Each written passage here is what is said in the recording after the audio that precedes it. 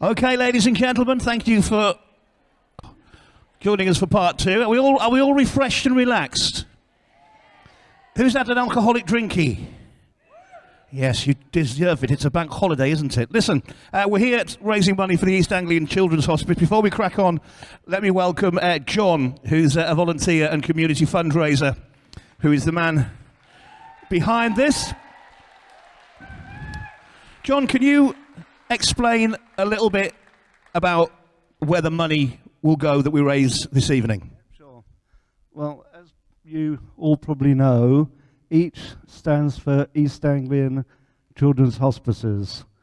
And we've actually got 3 hospices in East Anglia, one in Cambridge, one in Norwich, and one right here in Ipswich. And when they first started, they actually started off as Sure, not the singer. That was actually Children's Hospice Eastern Region.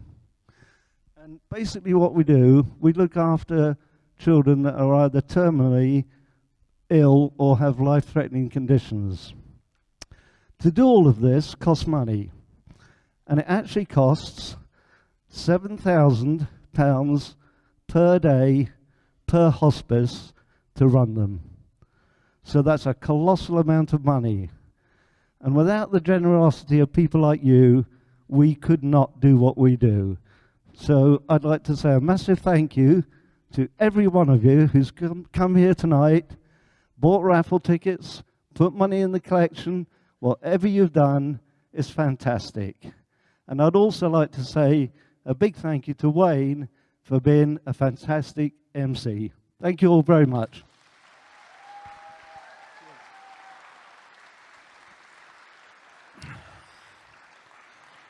Right. What a story we have for you now. August the 29th, 1992, this time 30 years ago, there should have been a show happening over at Trinity Park starring Johnny Cash, but it didn't happen. Let's find out why. Let's meet one of the promoters, the man who almost brought Johnny Cash to Ipswich. Please welcome Barry Dye.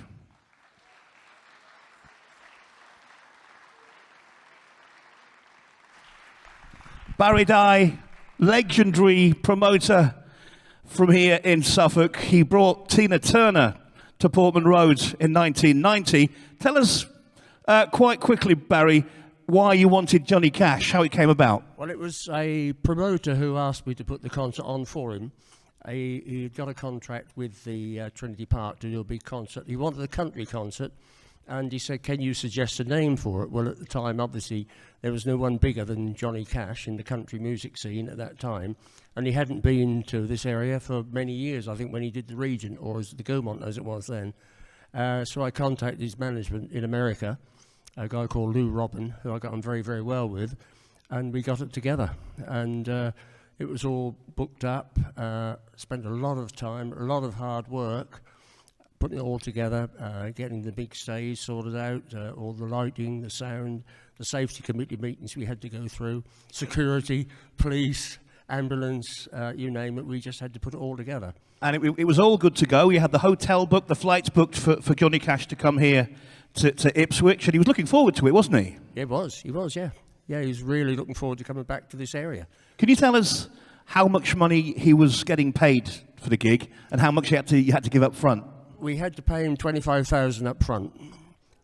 He was getting $50,000 for it, plus the airfares for him and the whole entourage that travelled with him. And then we had to provide, obviously, accommodation in a local hotel. And, the travelling between picking him up at the airport, taking him to the hotel, taking him to the ground to run through rehearsals. So we had to pick up the bill for him being here, really. These are the days before Wetherspoons, ladies and gentlemen. Everything was quite expensive. £50,000, it's probably about, back in 92, about 3 years' wages for a normal person, I would imagine. What went wrong then? Why didn't he play? Why didn't the show happen 30 years ago? The show didn't happen because the promoter, I won't mention any names, he decided that we hadn't sold enough tickets 2 weeks before the date of the concert. And against my advice, he decided to pull the plug. And having spent months and months setting it all up, then I had to spend some time cancelling everything, which was a lot of work for nothing, really. Is there anybody in the audience who had tickets for that gig 30 years ago? How disappointed were you, sir? Very. I can imagine. It's a good job you're here tonight. Listen, Barry, thank you so much for sharing No problem. a memory or two with us. I wish we had more time. Let's welcome somebody else to the stage now. Used to be the country presenter where I work at BBC Radio Suffolk. I did it for, years and years. Big round of applause for Barry Dye. And now say good evening to Brian Mann, who, if you're familiar with the country scene in Suffolk, you will know Brian. Well, we used to work together at Town 102, didn't we? We did, Wayne, we did. When you did Town Country. That's the one. Remember. That's the one. Now, being point one, you're a performer yourself. You're a lover of country.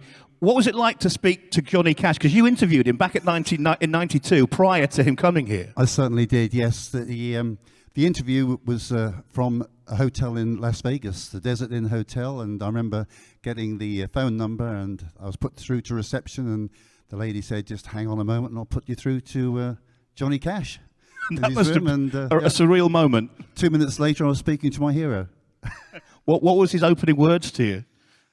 Hello, I'm Johnny Cash. How cool. How cool. Listen, what we're going to do now is we're going to have a little listen to a bit of your interview. Is that okay? Sure. Sorry that was short and sweet, but we need to let the music do the talking.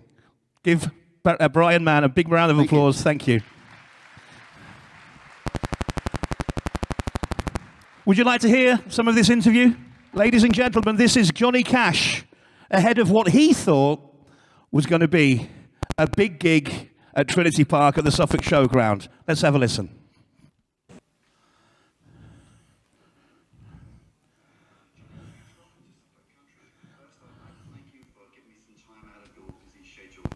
Oh, best friend, Brian, nice to talk to you. It's a pleasure. I know it's very early in the morning there. You're in Las Vegas, I think, at the moment, yes? Yeah, we had 2 shows last night, and it's really going well, but we're looking forward to coming to England. The news that Johnny Cash, along with your wife June and the Carter family, will be coming to Ipswich on August the 29th has really excited the country music fans in this area. What are your thoughts about the show, Johnny? Well, first of all, we're coming on the 24th, so we can break the jet lag before the show. We want to feel good for that show.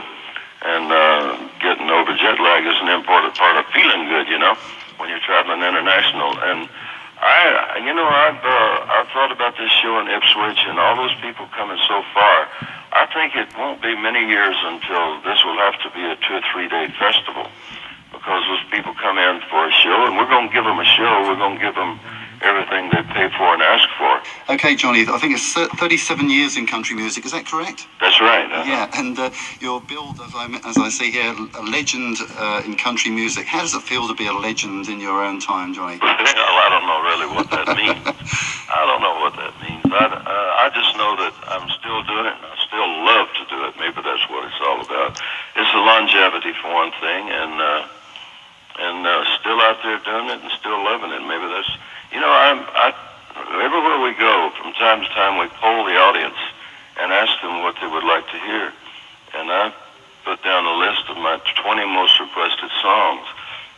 And most of my shows, you'll hear most of the songs in the show will be those most requested songs. I think an artist is really making a mistake when he doesn't do the things that people want to hear, It'd be very easy to get tired of some of these old songs, but it doesn't matter when I'm singing Folsom Prison Blues for the 12,000th time.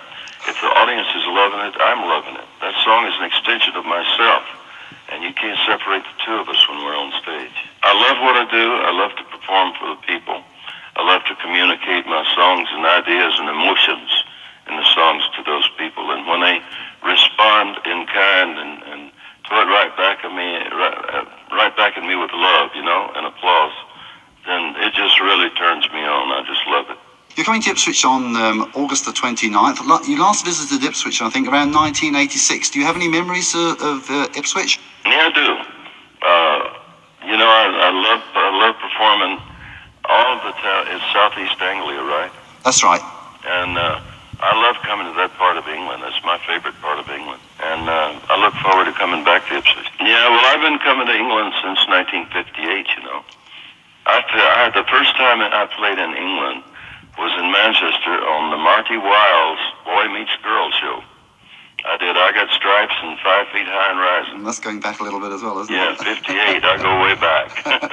I'm sure you've got lots of stories you could tell us like that. I got a million of them, yeah. Yeah. Well, I got about 7 jail stories I could tell, but I won't. You know, those days in the 60s were pretty weird and wild, and thank God they're over, and I'm living a straight, sober life now and a clean life, and I'm really proud of it. I'm enjoying my work, I'm enjoying my family, and enjoying my God.